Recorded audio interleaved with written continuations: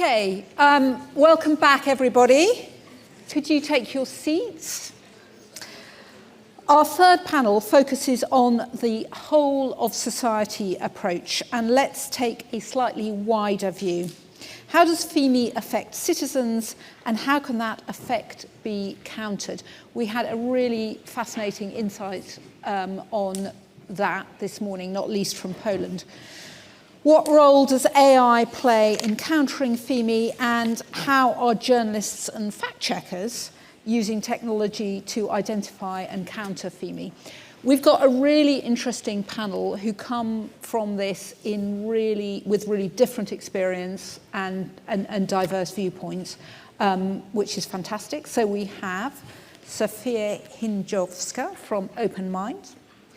We have Ben Warner from Electric Twin. We have Mark Frankel from Full Fact and Sinéad O'Brian from the BBC. And each will share how their organisations are using AI and other tools to address this. Let's start with Ben. Ben from Electric Twin, how do you think about the technology tools that now exist, and how, in your opinion, they might be deployed to rebuild trust in government and public services? Yeah, thank you, and thank you for the invite. I will say that I am not an expert on FIMI. My background is actually much more in the understanding human behaviour through use of data. I was the lead data scientist on the Vote Leave campaign in the UK. I've worked with marketing companies, supermarkets, etc., helping them to understand their marketing. I've done general election polling, and then I was also part of Number 10. And the reason why I sort of state that at the start is that I think sometimes when we talk about politics, we talk about it through a lens that the journalists sort of talk about it through a sort of horse race lens. And, you know, sort of like we often talk about it as though it's a game of sort of hungry hippos with sort of swing voters being eaten up by one side or the other. But I think it's much more important that we actually sometimes move away from that and we think of people having their own set of values, what they care about, their environment, and that sort of defines their beliefs. And then actually it's campaigns that are moving over the top of them, and the campaigns that they feel like they're the closest to, they buy into and they vote for. So if we think about sort of countering FIMI, I think really what we're saying is, how can we make sure that they trust us over another side, or so that they're on the side, you know, whoever those people are. And I think it's quite clear to me that we've lost that trust in a number of different ways. I think the most stark example of that is around vaccines. After the most successful vaccine drive of all time with the COVID vaccination, vaccine hesitancy has gone up massively. And I think, you know, sort of COVID does provide us an interesting experiment into, you know, sort of how the public sort of makes decisions, etc., because it's up against we were up against a force, but that force has no sort of, you know, there's no thinking body behind that. It's just a virus. And the interesting thing about, you know, if you look at the British response to COVID, is that we just failed to come up with the policies that people felt were good or mitigated the harms. And so over time, you can see a collapsing trust in government. I think a lot of people talk about it as the government wasn't communicating with the public well enough and other factors like that. But at the fundamental heart of it, I think the policy wasn't good enough to mitigate the harms that the different groups of people across society were thinking about it. Now, I say that because I was actually in Number 10 at the time. I was the chief advisor to the Prime Minister. And I think the really interesting thing is right at the start of the COVID epidemic, we got all the big major tech companies, Microsoft, Google, Facebook, Palantir, the supermarkets, some of the big tech firms, etc. And we said to them, if you've got the tools for predicting human behavior, please can we have them? We need them. Because I think there's always this idea that someone out there has these magic tools for predicting human behavior. We all read these stories about, you know, supermarkets sending out vouchers to somebody before they know they're about pregnancy, before they even know they're pregnant, sorry. And those stories actually turn out to be not true, because those companies didn't have those tools. And actually, when it came down to, I sat the Prime Minister down and explained why we had to change our strategy in the UK on COVID, and actually the tool we used is the whiteboard. And so, you know, in some ways, the reason why we struggle to build good policy is because we struggle to have good tools. The tools we have for understanding populations are still the same tools as we had in the 1940s, the surveys and focus groups. And therefore, I think AI plays a massive role, and it's not so much maybe about the you know, some of the you know, how to make marketing campaigns at speed and all this type of stuff, which is usually where people lean. But I actually think it's a much more human thing of trying to help people understand at speed what is going on in the world, be able to test ideas, understand people's lived experience so you can build better policies. Because in the end, if you build good policies for people, you rebuild that trust, and then that is the best barrier to sort of FIMI and et cetera and things like that. So that's what we're doing at Electric Twin. In Electric Twin, what we do is we use real-world data to then create synthetic audiences that you can use to ask questions of. So you can gain a deep understanding and you can test and generate ideas at speed. Now, these synthetic audiences are as accurate as our traditional tools. We've done large-scale experiments with London School of Economics where we can show we have about an accuracy of about 95%. Accuracy, but the difference is you can ask questions in 10 seconds and you can give that to every single person in the organization so that everyone is able to make decisions at the speed they need. Because even when we're in number 10, when we're making decisions that would cost billions of pounds a day, we didn't actually have time to get focus groups done, to get surveys in place. And I think that's a really important part of this, especially when we're trying to talk to people who might have different values to ourselves. We are seeing increased polarization in the world. In some ways, that you can think of that as just people who have different values. People in California have different values to people in Arkansas. And if you want to talk to people in Arkansas or appeal to them, you want to be appealing to them with the value sets that they have, not necessarily the value sets of say, for California. And I think these AI tools can be really important for that. I obviously don't really understand lots of different groups in the UK or in the world. Actually, one of the key things in the UK is in COVID, we never really managed to, Leicester was under continuous lockdown. Why? Because the population of Leicester has a different lived experience. They have a different culture to most people in the UK. We didn't understand that, so we never managed to bring in policies to help that group of people. And I think that that's the key, is actually that by understanding people's lived experience, understanding their values and being able to talk to them, we actually make those people close to us in terms of values. They believe they're on our side, and that's actually the best counter for these type of areas. Fantastic. That's really interesting. Turning to you, Sofia, from OpenMinds, you have a very clear focus, fighting and winning the war in Ukraine. Tell us what you're doing and the methods you are deploying to do that. Thank you. I will, I promise. But if I may, I would want to sort of respond back to the previous panels at first, in general, in terms of how we are rethinking the responses to FIMI, because really loved what Ben just mentioned.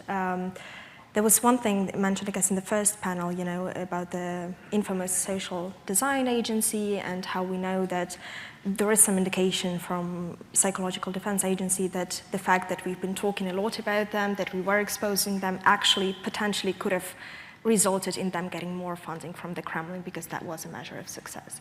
So I guess what we have known for 10 years or more is that us debunking, us fact-checking, etc., is a measure for them of a success, because this is talked about and this just floods with a lot of chaos and information to this side. And so the way to think about it is that all of their information operations, if they work because of two reasons. It has to be either based on the truth, even if distorted, but some part of the truth that someone has experienced, or it has to be based on actual frustrations, actual feelings that are unresolved through the current society, the current government. And so in a way, what I think in terms of FIMI responses is the most fundamental question to understand is if we can analyze what actually works and resonates with our audiences there, then we can better understand what is it actually that pains, what is the actual pain of the people. And the best way to resolve all of the threats when it comes to specifically information space is to solve the issues that are actually there, because they're never based on the bubble, they're based on something in here.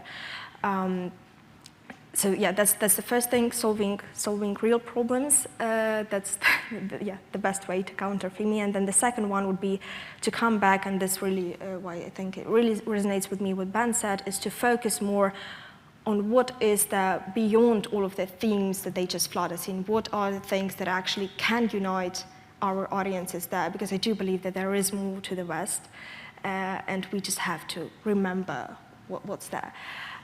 So this is more intro. The second point I wanted to make is about what we call at OpenMinds cognitive deterrence. We know that they, and by they I mostly mean Russians, they do care a lot about their public opinion, rating of their president and their domestic control, because a lot of people in power there have already lived through the moment where they felt in control, but then everything just slipped overnight. And so they are a bit paranoid about it. And I think one of the things that could make them revisit and rethink their hostile approaches to foreign interference is understanding that if they do meddle here, we might also do some things that they really wouldn't want us to do. And that feeling of a threat of response is something that can potentially contain that. And then the last thing, as for AI, I mean, if I am completely honest, I wish I could give out also the magic tools about AI, etc. But I just think that AI is nothing more than a tool that allows A, scale, B, speed for us to move forward. And that's why the whole of society approach is an important one, because all of the NGOs and private sector companies like bands are just, because of the nature of their design, faster to adopt those. And can share with the governments the learnings and the tools that they have. But it's nothing more than scale and speed. Right. In a sentence, can you say what OpenMinds does in order to further those aims? So OpenMinds is a cognitive defense tech company, and we focus on first analyzing the audiences under threats, what narratives resonate them, and communications to counter those narratives, and to try to focus real-world behavior, change real-world behavior. Fantastic, thank you very much.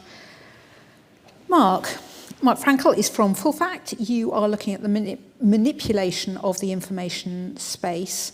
How are you thinking about the tools that you're developing and how you deploy them? Thank you, Jessica, and hello, everybody. It's really great to be here. At Full Fact, we tend to spend more of our energy on misinformation than on disinformation, but we do look at both.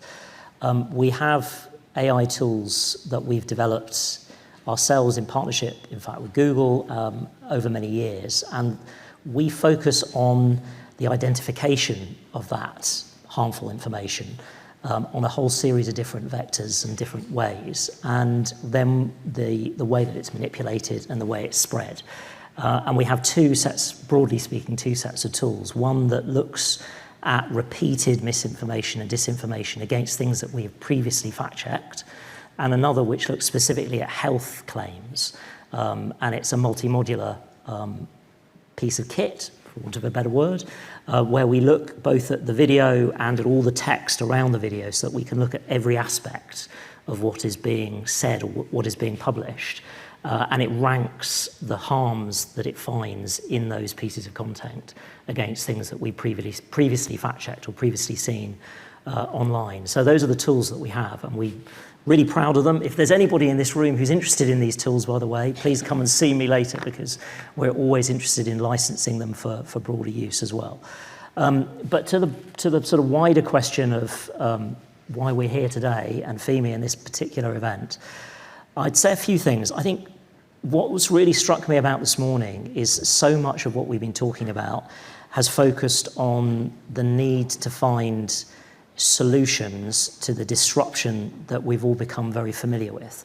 And I'm a born optimist, but I feel probably more pessimistic today than I've ever felt, partly because I think the sheer scale of the problem that we face is beyond our wildest imagination. You simply can't document it sufficiently. And secondly, because I think that we are so ill-equipped to respond at speed and with dynamism to the problems that we're currently facing. And I think thirdly, because a lot of the conversation this morning focused on legislation, understandably, on legislation, on regulation, on systems, on processes, but it all came back to civil society. How is civil society best equipped to come up with those solutions in order to help governments tackle what they see in front of them in terms of tackling those bad state actors, those malign influences that we're all aware of? And I think that in the world that we're currently in these febrile political times, and we've talked a lot about that already today, where these civil society groups, including my own, are so under threat and so poorly funded, poorly supported, that is an almost impossible task. It's an almost impossible task because there is simply too much to do and too little resource that is committed to that fight in a dedicated way, because we're not thinking of a project that is time limited, that can be delivered with a very finite way over, say, 3 months or 6 weeks. This is a multi-year project. So I think the first thing I'd say is that we need to work much, much more deliberatively in partnership with government. A whole society approach, to my mind, from a fact-checking position, is not just governments prioritise certain things. They go out to civil society and they say, you come up with the solutions and then come back to us when you've got ideas. This needs to be a proper grown-up partnership, and it currently isn't. The second thing I'd say is we talked a lot about disruption today and a lot about free speech. One of the things that we try to do at Full Fact is think about narrative.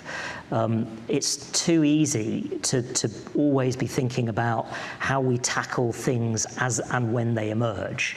So those disinformation episodes, those bad actors, those things that get viral currency online, that get algorithmic preference, if we're looking at them from the position of them already being out there, already being spread, and getting that kind of currency, that's already too late. We already know that. So we need to invest far more in that pre-bunking work, in that better narrative, better information incentive. And I think there's far too few of us. I'd like to think there are many of us in this room who are already thinking about that, but I think there's far too little focus currently on how we prioritise that better information in narrative rather than how we tackle the bad actors. And I'm not saying you do one instead of the other, but we need to reshift the focus to prioritising the better in order to deal with the bad. And then the other thing that I would just say finally is, we touched on this a little bit this morning when we talked about literacy. And I think one of the speakers this morning was saying that, disruption was more important than literacy. And forgive me if I've got that wrong, because I actually think that the disruption that we're seeing and tackling it is as important as coming up with a very clear approach to literacy. But I think when we're thinking about literacy and civil literacy in a wider sense, we need to be thinking about the role of the media. And nobody today has talked about the media. And yet here we are in a room talking about FIMI, and the people that are probably most germane in the perpetuation of these problems are those that have vehicles for that perpetuation, namely the media. We talked about the platforms. There's a lot I can say about that. I'm sure we'll get onto that. But the media have a responsibility here to be able to hold truth to task on that. And that is currently not being done nearly well enough. Sinead. Good segue. Good segue into Sinead from the BBC. So Sinead, how does the BBC think about meeting the challenge that Mark has laid at your feet and deploying technology to verify its journalism? Sure. So, well, let me start by saying, just to echo, I am not a FIMI expert in any sense at all. And so I work in research and development at the BBC. I work with an AI research team specifically, but we are very research exploratory. So I think I should make that clear from the outset.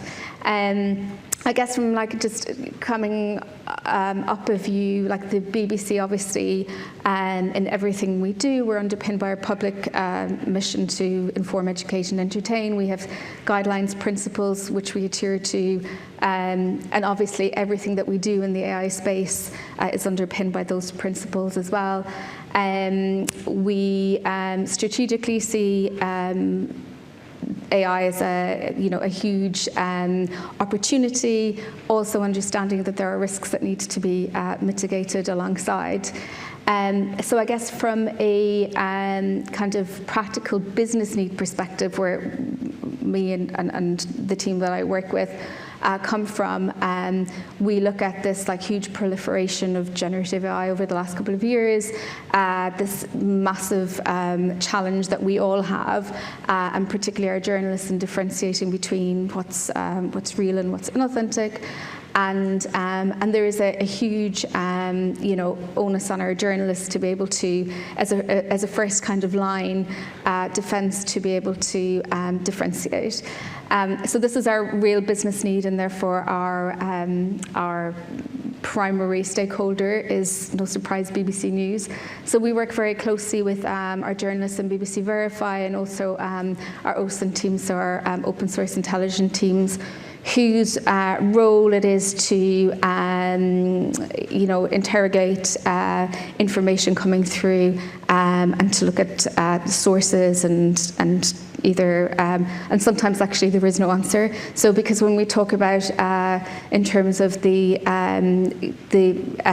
synthetic content coming through to us, it can be text, it can be images, video, audio, and so sometimes we just simply are not able to get to the bottom of whether it's authentic or not, and that's a real everyday, well, not every day, but quite regular occurrence as well. So that's kind of like setting the context, I guess, in terms of where we see where we can make an impact. So again, just to kind of, I guess, reiterate, we're talking very much in terms of research and exploration. So we're working with these teams, not putting tools broadly in the hands of people yet, we're not there, but rather prototyping the tools alongside the journalists, so making sure that they're getting what they need. So for example, actually speaking with Mark earlier, we were working, focusing on image detection and trying to put some emphasis on the explainability side of things. Obviously, that's really, really important to our journalists. But concerns started to be raised around, well, actually, we really need video now. And as Mark said, we're small teams, we're underfunded. We work with partners across the European Broadcasting Union, who have smaller departments and less funding than us, so they think that we're the lucky ones. But we have to prioritise, and that's the reality of it. So we work in three kind of main focus areas. So this is what we do see as our priority areas in the research side of things. So in natural language processing, so again, verifying content through NLP, large language models that are built with BBC style. It can be adapted for other media organizations as well, but so that we can, it's this kind of pollution and proliferation of content, but there's something about the fake content coming through that's like very subtle, but it's volume, and it's been, there's different flavors or different kind of nuances of the same content being spread daily. And so volume is a huge thing. So making sure that the news that we're serving, we're able to serve it in different ways to different types of audiences. And so the NLP sphere helps massively with that. Under the umbrella of AI safety and AI security, that's another kind of realm. We do a lot of work in computer vision.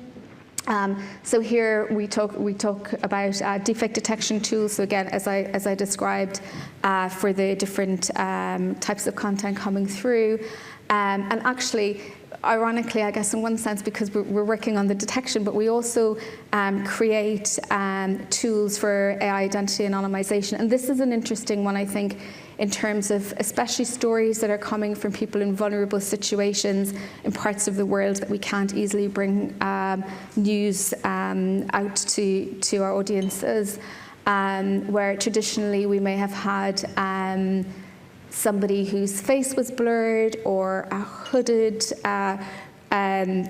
silhouette or whatever it may be. And these new technologies allow us to, which we're working prototyping in-house, they allow us to bring the emotion and the real, I guess it's a sense of like realness. This isn't, this feels much closer to and getting back to like people's values and understanding and appealing to that sense of value. So there's different kind of types of, approaches there. And then we do a lot of cutting edge work alongside various universities as well. So different types of PhD students and fellowships who come and join us, and they have very, very niche specific areas. But of course, we're looking towards the future. So we're trying to solve for what we anticipate to be an increasingly polluted infosphere.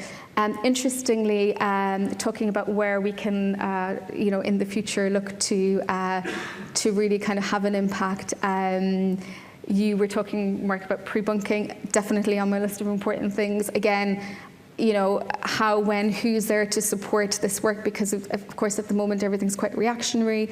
And I think not even just being able to, so there's something about identifying FIMI related content in real time, and then having our AI solutions to be able to help us to kind of mitigate that narrative as well, and it's kind of two sides of the same equation. I think there are lots of different approaches. None of them are easy, and they do need I guess the bright minds that we have to be able to tackle them, and to be able to I guess fight for that space. And I think there's one more thing as well, actually, to add to that, which is that it's funny because I was reading a piece of work that we did, research work, got to do with BBC Sports, and not relevant to this conversation as such, but the underpinning feedback coming back was that it's more about being a trusted public service organisation, that our audiences are confident that we won't publish news until we have verified it. I mean, that's very, very high level, but I think we need to really put a lot of value in that, and to continue our practices as we, institutions are being eroded, the kind of proliferation again of stories that are, affecting such things as, COVID vaccinations, etc., that we're making sure that we kind of hold steady, and that we're still that pillar of trust when needed. Fantastic. Very interesting. So the brand values linked to the AI tools being the way forward. I want all of it really fascinating. I just want to go kind of one layer deeper and start with you, but then ask all of you, Ben. What are we learning, or have we learned from so-called bad actors? I don't know whether you even use that term, about the specific ways in which they communicate, and how are those learnings being deployed? I wouldn't say I was the best person to speak to tactics of bad actors. I think how you just summarised it is very good. I think that, to be honest, I don't think I know the solution, but I think we all know that we are not winning at the moment. And I think to roll out the same doctrine again is not going to work. For me, the key is that almost everything you see and everything is a fixation on the supply of material. And actually, it's the demand of material, and I think we have to be more cognizant of that. I think a lot of the times we talk as though the media has a role to play that I don't understand why we sometimes I think it's unfair for them to be a spy to it, because actually I don't watch the BBC News. I choose my own media channels, I choose where I get my news from, and my news comes through Substack and social media, and that's my choice. So what's the BBC to do about the fact that my news feed is heavily dependent on those people where it can't do anything? And so I think that we really have to just face up to the reality that we no longer live in an environment where we have 4 or 5 channels of information that flow to people. That's effectively where we were from I don't know, I'm not an expert on this, but I'm going to say 1940. Through to recently, we now have a huge number of channels. If you think of every YouTube channel being separately, that means that we have to just face up to the fact that this idea that we have control over information no longer exists. And so it doesn't matter what we do in some respects, it's the market forces, etc. And so I actually think we have to move to a completely different strategy, which is much more towards, engaging, winning the arguments, not trying to, like it has to be that sort of proactive strategy. And I think that's why AI can play a role, because as you said, it's speed and scale. We now have we have scale. We need that scale, because Ofcom can only do, 100 channels? I don't know, maybe not.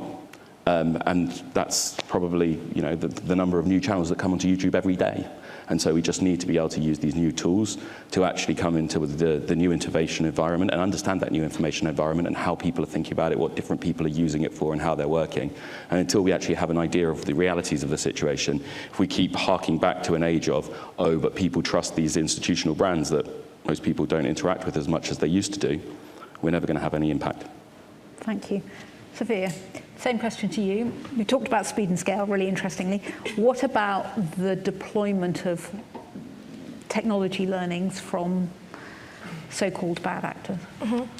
I think we're just in a very different position with those bad actors, so that there are certainly a lot of learnings, but we have to understand that they have massive funding. We don't have that. And they can allow themselves to just throw a lot of things and just see what sticks. We cannot really do that, so we have to be more careful about the narratives we select, etc., just because it is a problem of scale here, scale differences, which is something that AI can help with. What we can learn from understanding how they work is rather simple in terms of, it's more of a typical analysis, but we just use AI to do that quicker. We can take a look at one theme, what sort of narratives they spread out, which one has reached the most engagement. That's the first step. The second step, which one had more positive or negative responses from the audience. And then ideally the third step, which is the most important step, is to understand whether that has actually changed anything in the real world, because they can just induce the flow of information, but the question is, does that change our behavior here in real time? And then we can work with the narratives that, again, depending on which context you're trying to use it. So if we are talking about, for example, domestic audiences here in UK, there will be an indication that this sort of narrative actually clicks. If that clicks, what is the gap that is trying to fill? What is it that people are looking for in that? Because it's definitely not the facts. There's something else that is trying to solve for those people. When it comes to working with the audiences on the adversary side, that just helps us understand their vulnerabilities that we can exploit later. Thank you. Mark, thinking about what can be learnt from the way in which so-called bad actors work, if you pick health, what are your learnings about what is effective in the work you do that you have learnt from the way in which health narratives have been false health narratives have been spread?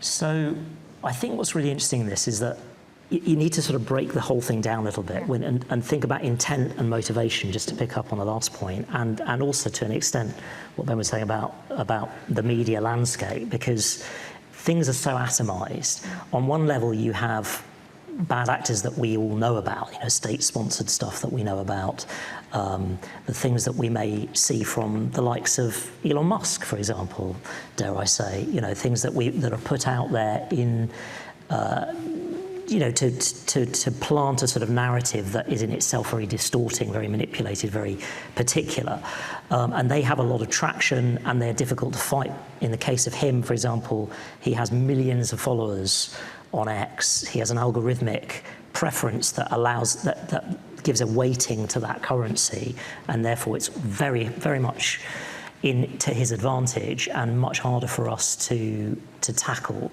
once that view is out there, no matter what we think of it.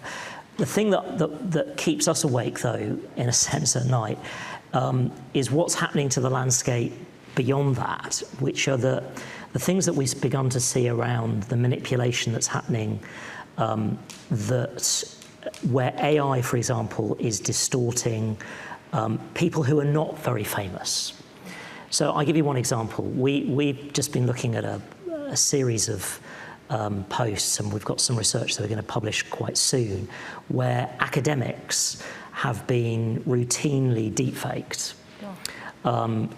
To take your point on health, it is all health related, in fact. So these are health experts in various fields who've, in some cases, vaccinologists, or they might be, doing research of one kind or another.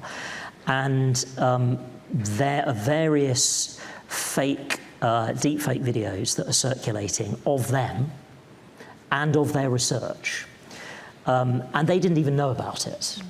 So, we contacted, in the case of 2 or 3 of them, we've contacted a few of them and made them aware in the first instance. Why is this problematic? You'd think, well, somebody who is well-known in their particular field but is not a particularly well-known public figure in any other ways is manipulated to that degree, and then there is a certain currency. Well, firstly, why does that matter?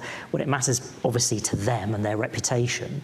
It matters to the rest of us because if you imagine that weaponized on a bigger scale, we're really starting to enter into a world where people really won't believe anything that they see or read on the internet. We can all take a view on the likes of Elon Musk or Mark Zuckerberg or whoever else we see online who we know and we've become familiar with. It's much harder to take a view of somebody that you're less familiar with. But if you start to expand upon that manipulation to a greater degree and see it in instances in climate scientists, you start to see it with geographers, with people, mathematicians. It starts to be an industry-wide, society-wide, whole society problem, effectively. And it's much harder for us to tackle because we can fact check it. As fact checkers, we can put out the right information, but that currency around them saying things that they never said is already out there. So it's harder to get in front of. And so I come back to that point about, trying to equip people. You have to equip people with the ability to be able to spot these things early, and we have to work with the language models. And we're doing this, by the way. We're actually talking, we're not, I should have prefaced everything I said by saying, we at Full Fact are not believers in AI equals bad. We are believers in technology for good. There is a reason why this technology has come to exist. It is empowering. It should be empowering. There should be good reason to use it in the right way. And if it is used in the right way, it can equip people to make informed decisions and to start to detect things before they get that kind of currency and before they spread to a greater degree. The problem is at the moment is that there are more ways in which you can go online and within 30 seconds create fake content than there are ways in which you can go online and detect what is fake and be properly equipped to understand what not to share. And that is where you come back to regulation and government action, because you need those people who are in positions of influence and authority to actually say there are standards for industry here on what is acceptable and what is not acceptable in terms of the manipulation of that content in the first place. Because if you just have a wild west, as we have now, of anyone being able to go online and create anything at a moment's notice and disseminate it without fear or favour, then we're on a hiding to nothing, and it's a race to the bottom. Okay. Very interesting. Sinead, very briefly before we open it up to all of your questions, and can you prepare your questions? We'll come to you in just a moment. Hearing that, which of the tools that you are developing at the moment do you think is most relevant to this question? I mean, take health disinformation. What would you point to that you think was most helpful? I think it has to be the detection tools, hands down. I mean, there's that, and there's also the approach to using them, though, because I'd say, so very much, echoing Mark as well, but chatbots becoming increasingly popular, and therefore we need to make decisions around, and when I say we, I don't necessarily just mean the BBC, but reputable media organisations around, we've been blocking bots, do we continue to do this? Does this mean that all this terrible trashy content's going out there but not the real content? And so because we are literally, I guess, approaching everything on a case by case, again, we're reacting rather than being strategic about things. These campaigns are everything but, you know, case by case. They are strategic, and so I think there is, you know, a mindset shift that I believe needs to happen, that we think more about long-term capability than being reactive. But as Mark says, that comes with people and funding, and yes, that's a huge challenge. Very interesting. I'm going to open it out to all of you. Just a reminder, please have concise questions. Tell us who you are and where you're from. And a reminder also, this is on the record. So this is being live streamed on the LinkedIn channel. This lady over here.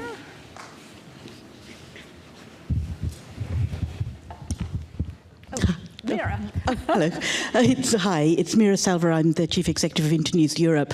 Thank you, Mark, for mentioning the media. I was going to raise my hand in the previous panel as well, because Damien touched on this.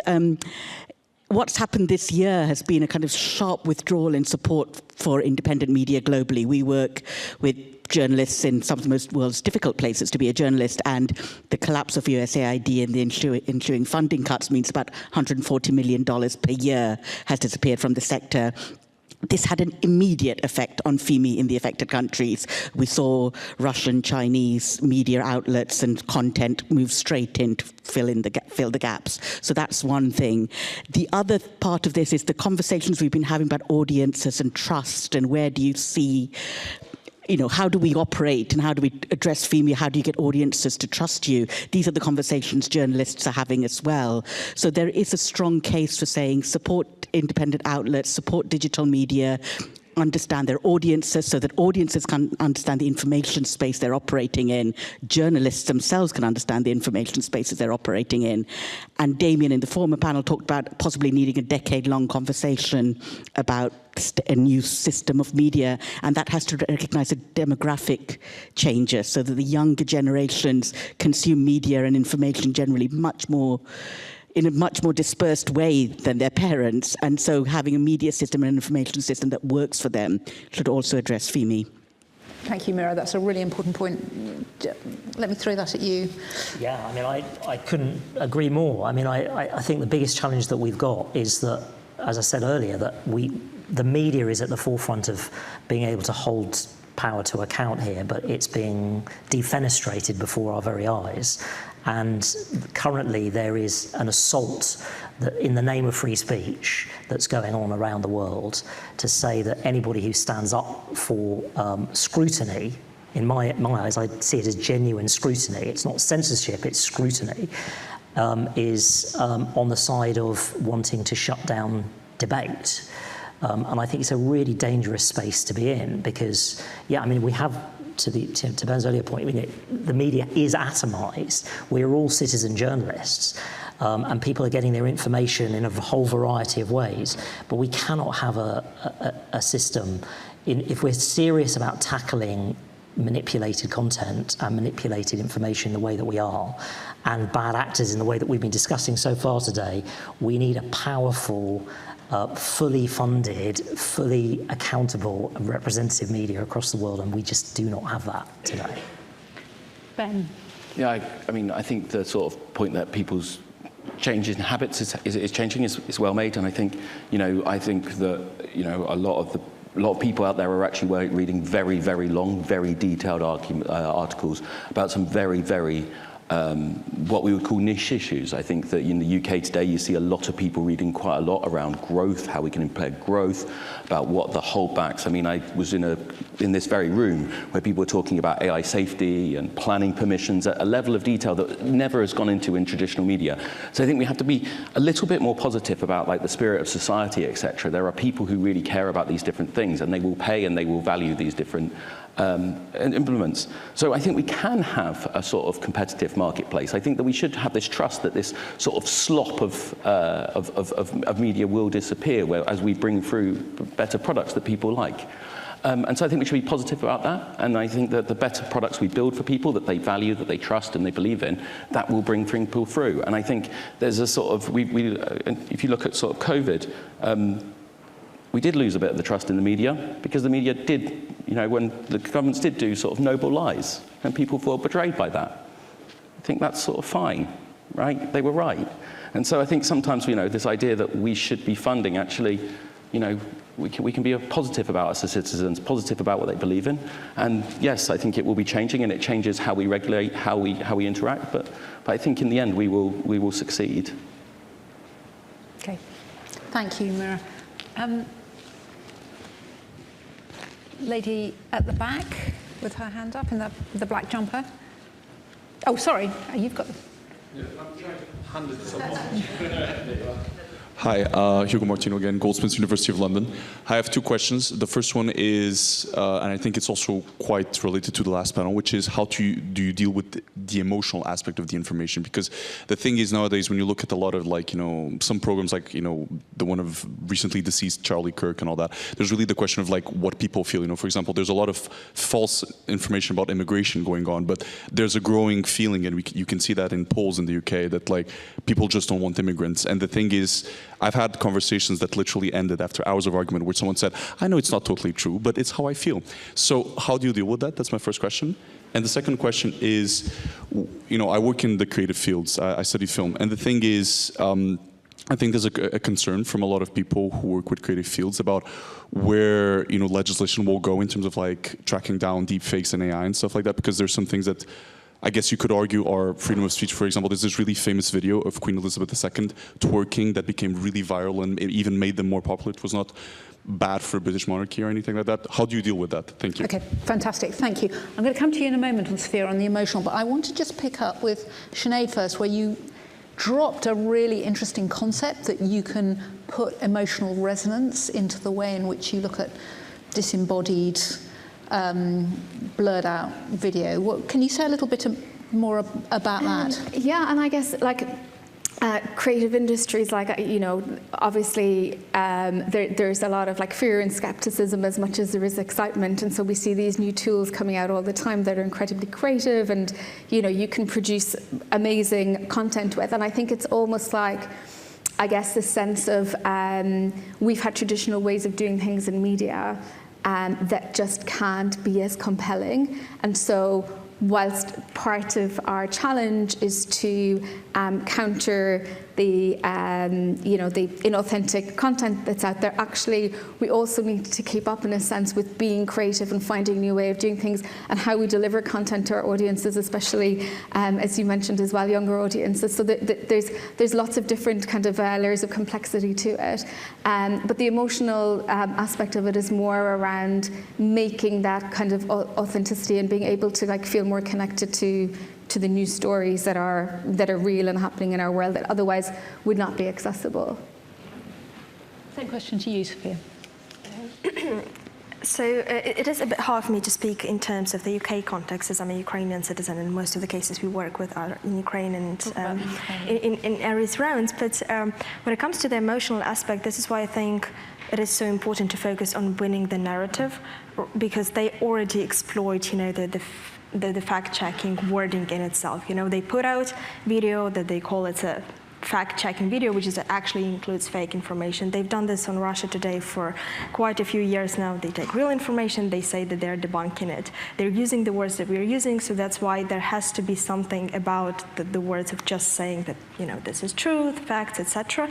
We have to focus on I guess that's what Ben mentioned today, winning the narrative. And winning the narrative has to be about the story we tell, not just about the plain facts. And in Ukraine, to be honest, it's pretty much the similar situation. Of course, there are things that might not exactly be true, but they're always grounded in some of the frustration that the government didn't address. But I think we are doing quite a good thing on focusing on the unity, focusing on the cohesive narrative, rather than on those details. And that makes the audiences less, susceptible to focusing on those small bits of misinfo that Russians are trying to play out. But that's our case. Did you want to come in? Well, I just wanted to say very quick, because it's a really interesting point, this emotion point, and it's something that we are absolutely, it preoccupies us as fact checkers all the time. And I always say to people, it's not actually about winning an argument, because if you frame something as I need to tell you that you're wrong, you've basically lost the room. before you've started. You've got to try and encourage the person that, you know, if you're in that immigration debate that you were mentioning, it's almost persuading them to see it from the perspective of something that they would then want to go and share themselves. So they're sharing better information rather than wrong information. How do you do that? Well, probably not by talking about right and wrong or truth and falsehood, but talking about evidence and evidence trails and giving them a reason to believe in something that is better and right and based on facts rather than based on fiction. So in other words, encouraging them to see it for themselves rather than encouraging them to see it as a battle between you and them. And it's a really hard thing to do, but we never, for example, will ever fact check something by saying we've seen something online that is wrong and it's wrong deliberately so for these reasons.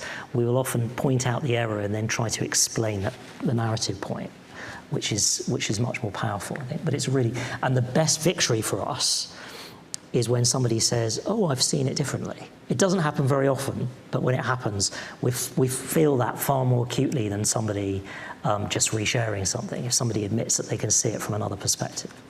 That's really interesting. Now, this way, yes, third time of coming to you. Hi. My name is Alicia Carter. I'm from the Council for Countering Online Disinformation, so the CCOD. We're a company that are facilitating the whole of society approach, so bringing together organisations like yourselves, who are kind of private organisations that have developed these solutions, whether in AI, media literacy, a huge range. And so our advisory board is filled with investigative journalists, members of parliament, experts in AI, academics in the field. And so a lot of the debates that we have and internal discussions, external discussions at events are looking at this holistic approach to the problem.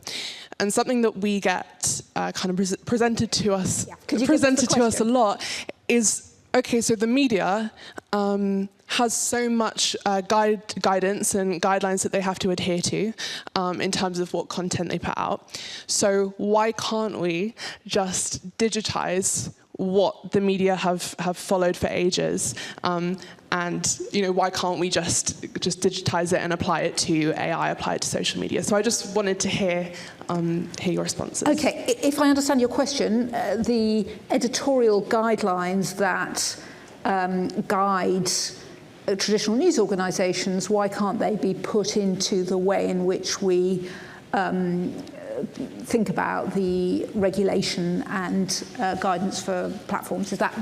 Yeah, exactly. Not a kind of why can't we, but just for that debate in general.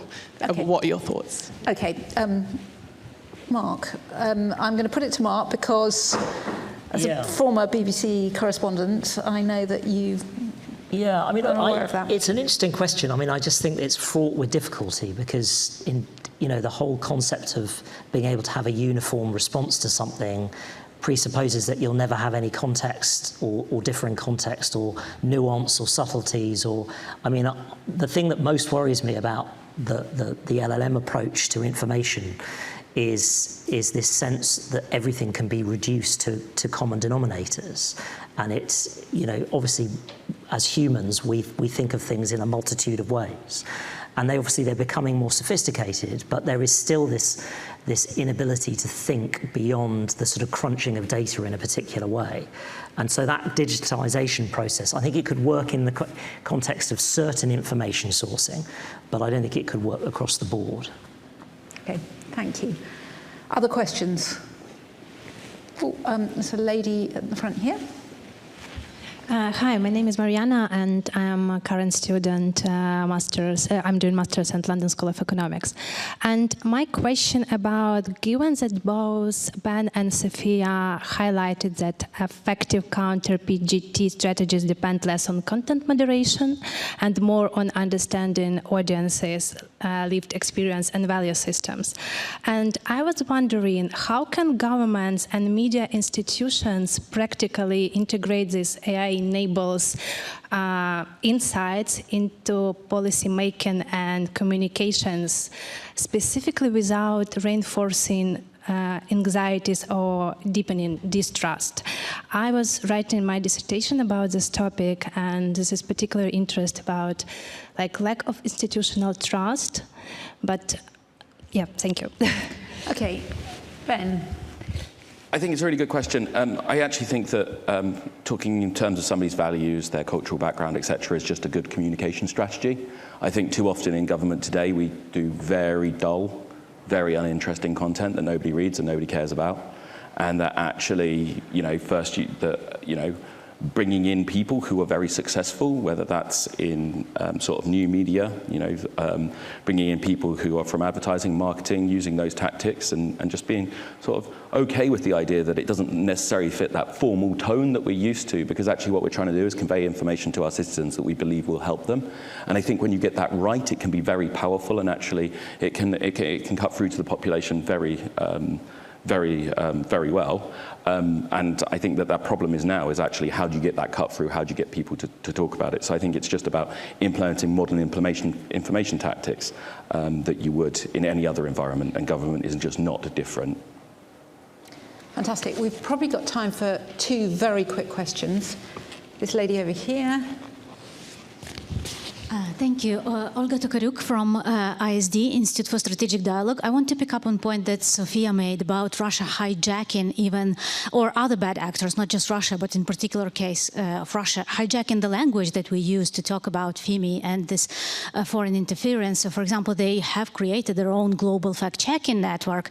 They are saying that they actually, they are training people in global South countries and Africa to be these fact-checkers. So Russians are training other people to be fact-checkers. You can imagine what kind of training that is. So I'm wondering, what's the response to that? And also the kind of the fact that one of the most prominent narratives this year that we saw in many elections in Europe, in Poland, in Germany, in Romania, in Moldova, was that actually there is interference by other actors in this election. So accusing other countries, democratic countries, of what Russia does. How do we respond to this hijacking of our lexicon, of the language that we use? Sofia. That's a tough one.